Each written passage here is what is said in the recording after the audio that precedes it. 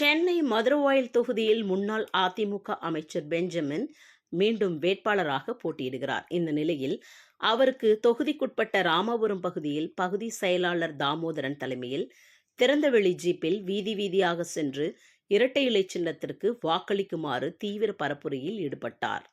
அப்பொழுது அவரை வரவேற்கும் விதமாக 155வது வட்டச் செயலாளர் ராஜ்குமார் ஏற்பாட்டில் ராட்சச கிரேன் மூலம் பிரம்மாண்ட மாலை அணிவிக்கப்பட்டு வித்தியாசமாக உற்சாக வரவேற்பு அளிக்கப்பட்டது. இதில் தெற்கு வட்ட செயலாளர் மீனாட்சி சுந்தரம் சிறப்பான வரவேற்பு அளித்தனர். மேற்கு வட்ட செயலாளர் ஆனந்த்ராஜ் சிறப்பான வரவேற்பு அளித்தனர். மாவட்ட மகளிர் அணி துணை செயலாளர் பிரியா சிறப்பான வரவேற்பு அளித்தனர். பட்டாசுகள் வெடித்து ஆரத்தி எடுத்து அப்பகுதியைச் சேர்ந்த அதிமுகவினர், பெண்கள் உள்ளிட்ட பொதுமக்கள் வேட்பாளர் பெஞ்சமினை வரவேற்றனர். அதனைத் தொடர்ந்து அந்த பகுதி வீடு வீடாக இரட்டை இலைக்கு வாக்களிக்குமாறு பரப்புரை செய்தார். இதில் கூட்டணி கட்சியினை சேர்ந்த பாமக, பாஜக, தமாக, புரட்சி பாரதம் உள்ளிட்ட கட்சியினர் உடன் இருந்தனர்.